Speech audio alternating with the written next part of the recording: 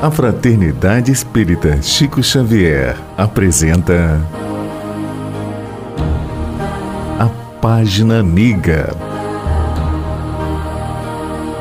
o audiobook do livro Os Mensageiros.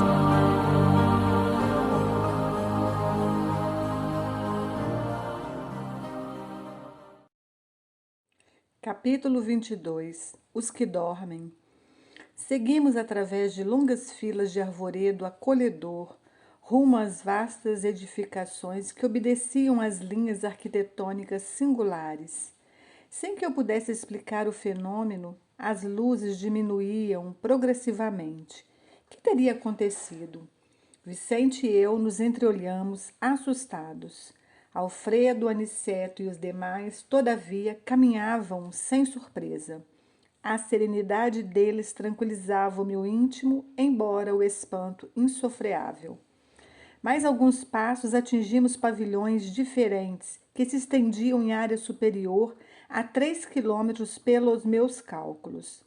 Lá dentro, contudo, as sombras se fizeram mais densas. Conseguia distinguir vagamente os quadros interiores, observando que se tratava, a meu ver, de espaçosas enfermarias com teto sólido, mas semiabertas, ao longo das paredes altas, dando livre passagem ao ar. Dezenas de operários, devotados e operosos, seguiam-nos em absoluto silêncio. Alfredo era o único a falar, notando-se, contudo, que se fizera extremamente discreto nas palavras. Tudo isso me dava a impressão de haver penetrado um cemitério escuro, onde os visitantes fossem obrigados a guardar todo o respeito aos mortos. Com estranheza notei que um dos servidores entregara ao chefe do posto pequenina máquina que Alfredo nos deu a conhecer, gentilmente explicando: "Este é o nosso aparelho de sinalização luminosa. Estamos no centro dos pavilhões a que se recolhem irmãos ainda adormecidos. Temos aqui, presentemente, quase 2.000. Os numerosos cooperadores dirigiam-se em ordem para a zona de serviço que lhes competiam. Depois de pequena pausa, falou o administrador com firmeza. Iniciemos o trabalho de assistência.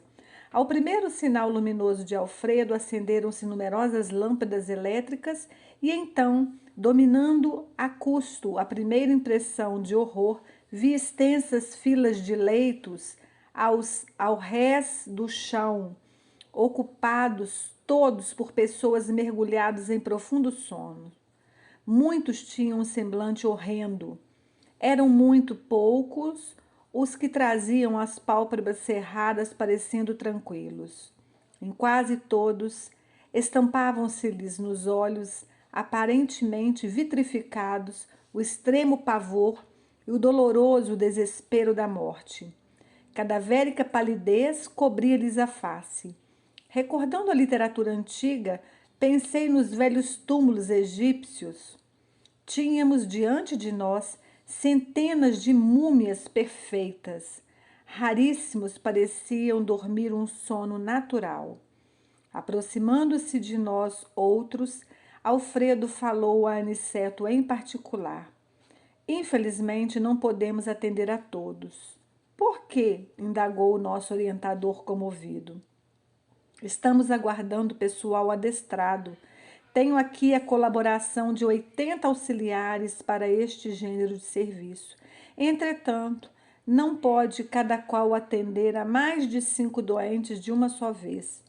À vista disso, dos nossos 1.980 abrigados, separei os 400 mais suscetíveis de próximo despertar, a fim de submetê-los a tratamento intensivo. E os demais recebem alimento e medicação mais densos uma vez por dia. Aniceto calou-se pensativo. Profundamente tocado pelo que via, inclinei-me instintivamente para o abrigado mais próximo, tentando examinar-lhe o estado fisiológico.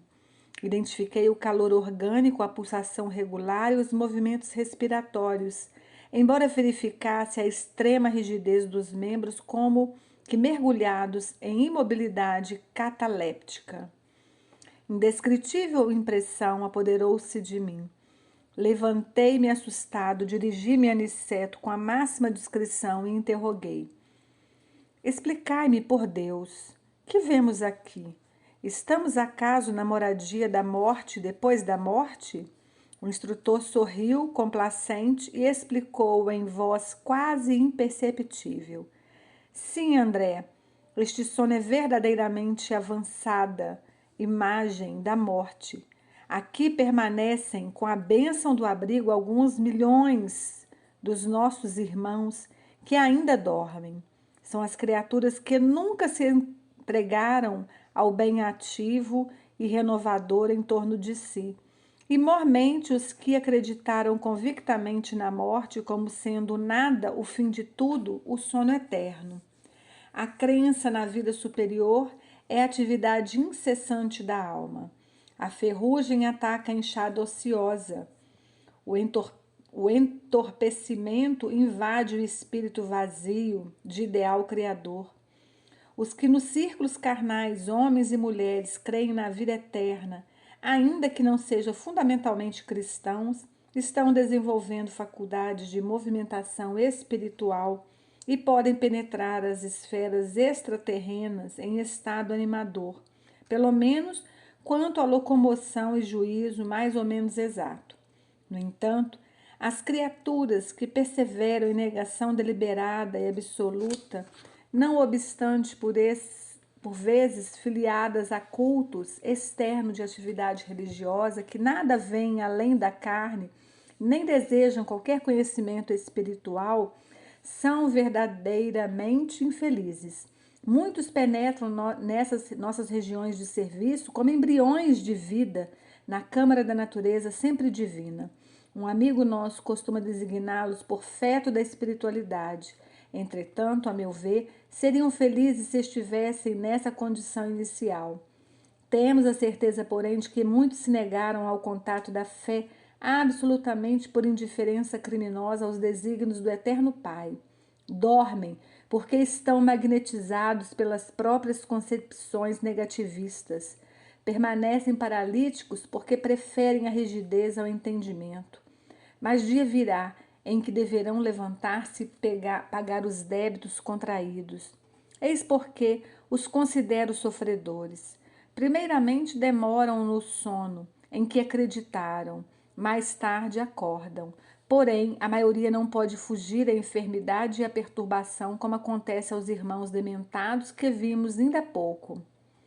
Grande o meu assombro. Como Vicente se aproximasse também para ouvi-lo, falou Aniceto, esclarecendo a nós ambos. A fé sincera é ginástica do espírito. Quem não a exercitar de algum modo na terra, preferindo deliberadamente a negação injustificável, encontrar-se-á mais tarde sem movimento. Semelhante às criaturas, necessitam de sono, de profundo repouso, até que despertem para o exame das responsabilidades que a vida traduz. Observando que o nosso orientador se esquivava a comentários longos para que pudéssemos seguir de mais perto os trabalhos de assistência, calei as minhas indagações que me escaldavam a mente. Com exceção de algumas senhoras que permaneciam junto de Ismália, todos os servidores se mantinham em posição de vigilância ao pé dos grupos mumificados. A luz artificial iluminava os leitos que se perdiam de vista, mas observei que nenhum dos abnegados reagia à intensa claridade que se fizera. Continuavam rígidos, cadavéricos, prostrados. Notei, então, que Alfredo começou a mover o aparelho de sinalização para emitir as ordens de serviço. Cada sinal determinava operação diferente. Vi os servidores do posto distribuírem pequenas porções de alimentos líquidos e medicação bucal em profundo silêncio. Em seguida, forneceram reduzidas quantidades de água efluviada aos infelizes, com exceção, porém, de muitos que pareciam preparados a receber tão somente caldo e remédio. 2/3 dos 400 abrigados em tratamento receberam passes magnéticos. Alguns poucos receberam aplicações do sopro curador. Todos os movimentos do trabalho eram transmitidos pela sinalização luminosa partida das mãos do administrador, que parecia interessado na manutenção do máximo silêncio. Impressionado com o que via, perguntei ao orientador em voz baixa a razão de alguns enfermos não terem sido beneficiados com água e com o socorro de forças novas através do passe e do sopro vivificante. Aniceto, todo bondade, inclinou-se aos meus ouvidos com ternura de um pai ansioso por tranquilizar o filhinho inquieto e falou: cada um na vida, meu caro André, tem a necessidade que lhe é peculiar. Aqui compreendemos com amplitude esse imperativo da natureza.